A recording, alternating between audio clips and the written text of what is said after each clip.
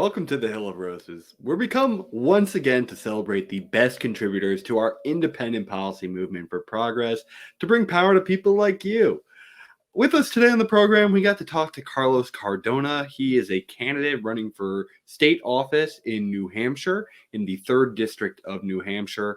It was a great conversation with Carlos as we got to hear, why does his race matter so much? Some of the background history of what inspired him to run for office, what were some of the experiences he got to learn from the candidates around the country that visited him in New Hampshire during the presidential primary, and also how do we handle this left right divide in politics, especially in a state that has such an independent streak like New Hampshire. It was a pleasure getting to hear from Carlos, who has top priorities of making sure that our education system is being properly funded, to having universal basic income and a well-functioning democracy, as well as proper representation for groups around the country like Puerto Ricans as well as the LGBTQ community. So it was great getting to hear from him and getting to learn a little bit more about why these state races matter so much. I had a great time getting to listen to him. I know you will as well. So with that being said, let's get into it.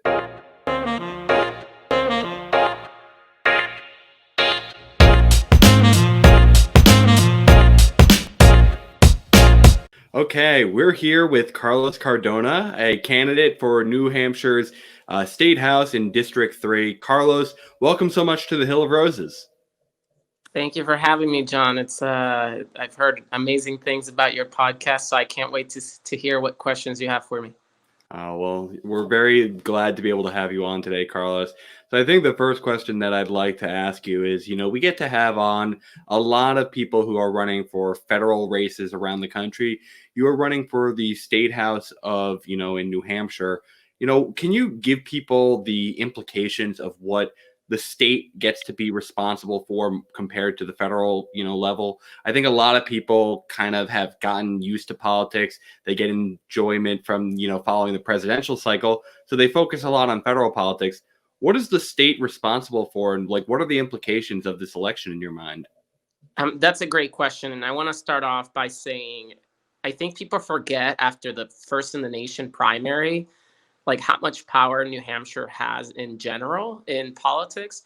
So local office not only dictates budgets and how the counties are ran and what kind of laws get passed, such as a UBI locally, like in California, they're doing it at the state level. Here in New Hampshire, it could be possible too.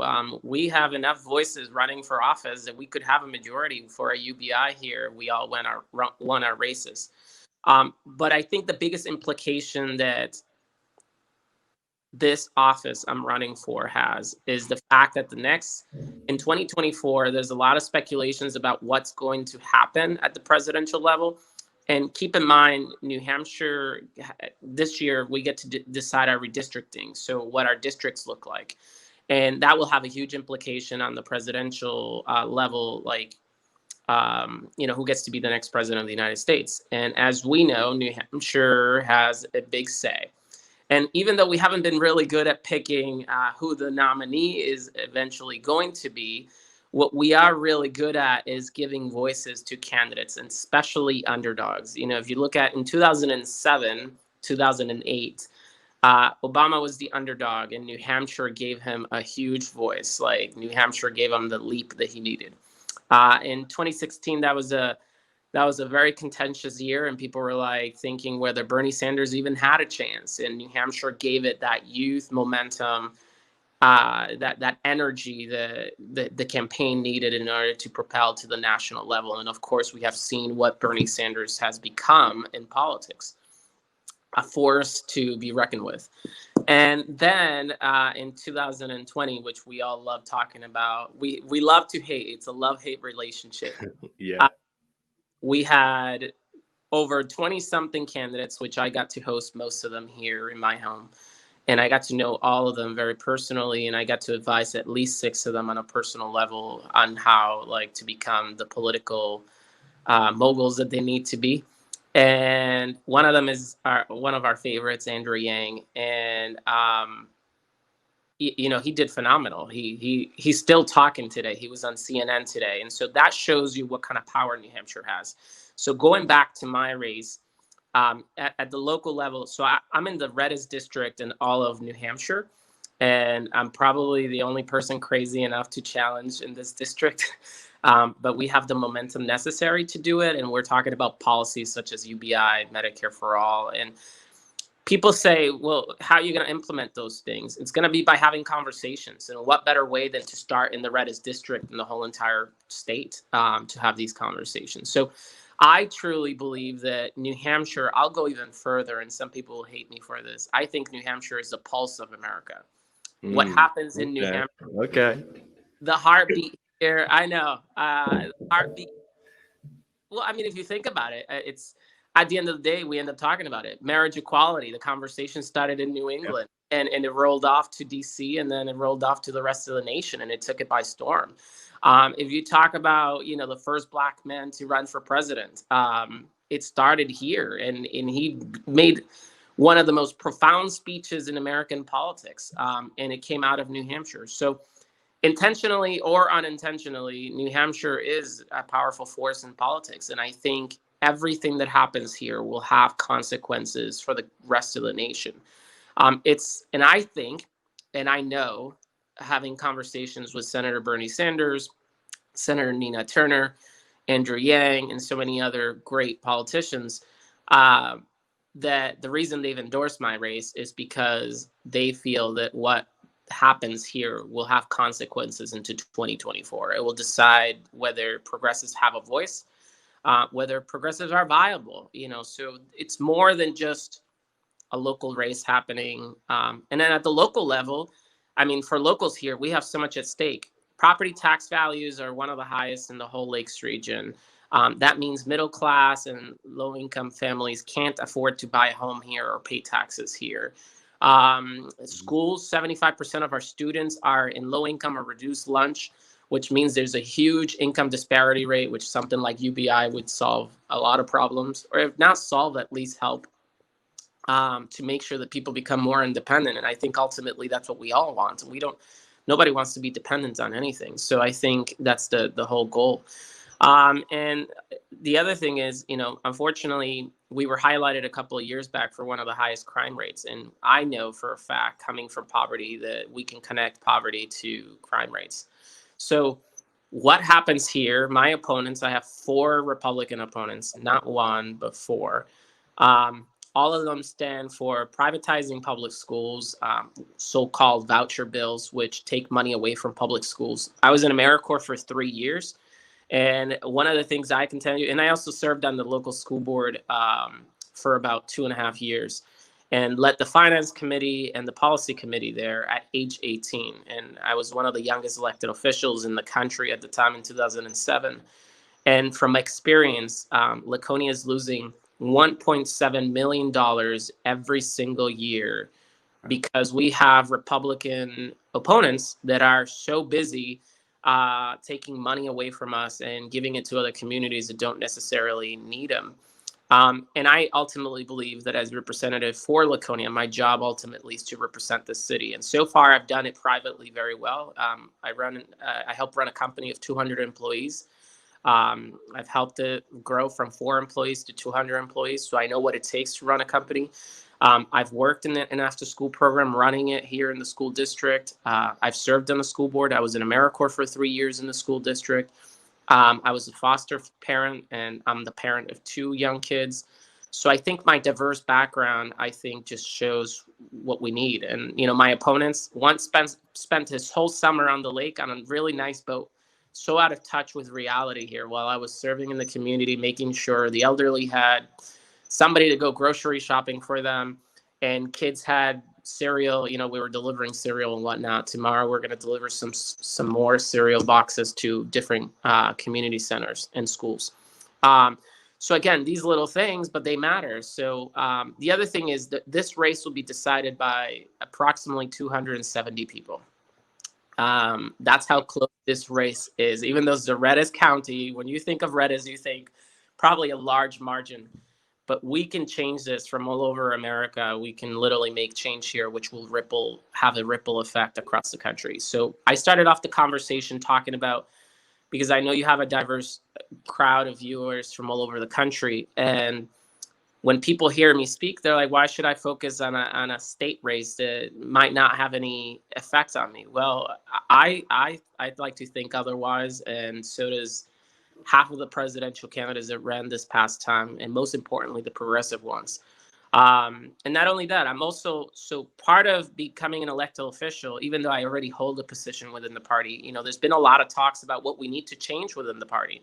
So that will also cement me another position within the party, which if I decided to stop being the chairman of the city Dems, I could definitely, you know, as a state rep, I would hold a position where I could definitely continue to influence the party to move in a people's party type of way, which we desperately need. We know there's corruption. We know that there are things that we young people don't agree with.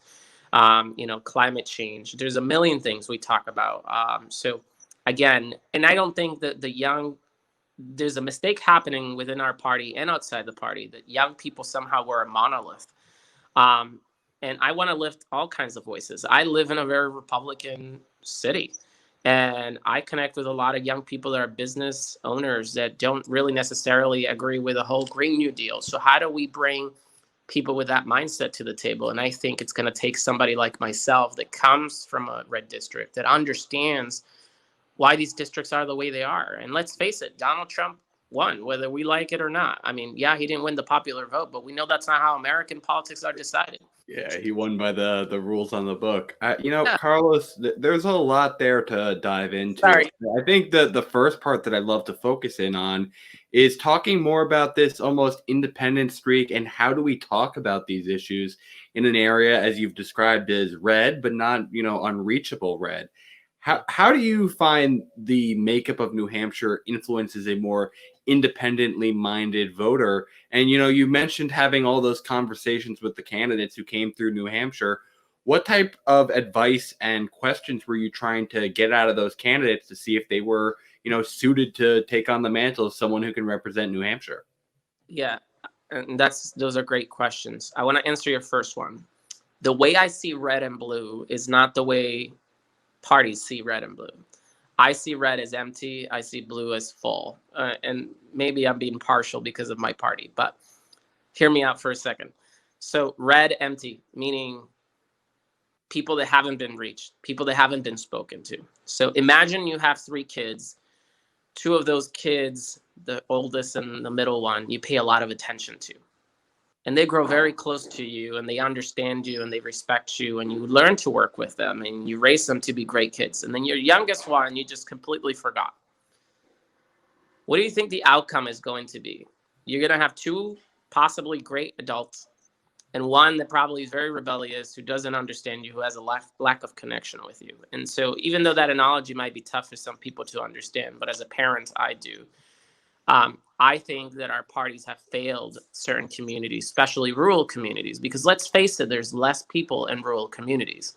So from a numbers game standpoint, it pays off to go to a giant city. It pays off to go to the more affluent communities. It pays off to go to those places and have conversations. And, you know, this might be something tough, a tough pill to swallow, but also those communities have higher education. So it might be easier to relate and understand world problems. But this is the problem. We underestimate people with high school diplomas. We're underestimating rural communities. And so what's happening is eventually we're isolating those communities, and we're creating what I call North Koreas and Saudi Arabias, or I mean Iran in this case.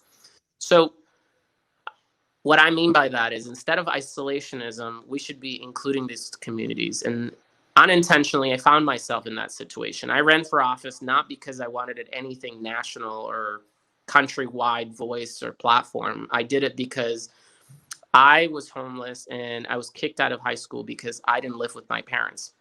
And I wanted to close that loophole. And I had a senator who's still a senator today, Gene Shaheen, who said, you should run for office. And I was like, Sure. And the more I thought about it, the greater the idea sounded. I was like, wow, I have an experience. I could actually teach these people something. And maybe it was the naive 17-year-old me back then. But at the age of 18, I just went for it. I did run as a writing campaign, as a writing candidate, because the party kind of got in my way, and I was kind of people withheld information from me that stopped me from actually filing on good days. So I didn't have really good advice, but I learned a lot of great lessons, and I ran and I won by 46 votes. And we changed those loopholes. We fired the superintendent that got in the way of students going to high school and graduating from high school, especially homeless population. And then I got appointed to the homeless task force. So I slowly realized that it was not just me, it was everybody else around me, that it was my whole community. And that's when I started like speaking up, because I found myself in a position of power. And before I knew it, people were coming to me and they're like, I can't do it because I have to work full time, but can you please just give them hell? Like, they need to understand. And I saw the anger and I saw the frustration. And when I first ran, I wasn't a Democrat or a Republican. So I was befriending people from all parties, including libertarians. And they were like, we see commonalities. And I realized that I wasn't a Democrat or I wasn't a Republican or an independent. I was just an American who having a real struggle in a rural community. So again, this is what's happening all across America. This is what's happening in Iowa. This is what's happening in the middle of the country, like Indiana, Missouri. And this is what's happening in poor states like Mississippi and Alabama and, those southern states that are struggling to be seen. They lack a leader that is going to put them first. So, that's when I see red and blue, that's what I see. So when I see people that tell me they're Republicans, or I see an opportunity to learn. Oh, thank you. I see an opportunity to learn, to grow, and to hopefully see where I'm lacking, where I haven't spoken up for those people, where I haven't fought for them. And that's kind of how I see that. And then you had a second question. Remind me of the second question, because that was. No, I mean, I think you kind of already hit it, frankly, in that response. I think when it was asking about like the general advice, it certainly sounds like what you're saying is just don't take any voter, for granted. Don't just feel like you have to just sell yourself to the Democratic base that is traditionally maybe around these policies. You'll never know unless you give the chance to try and convince some people. Yeah. And I think you're right that we have to go beyond just these party labels if we want to get anything done. And frankly, even if we do fall short in some races, the simple exercise of going and talking to these people from a diverse background brings these ideas into more mainstream appeal.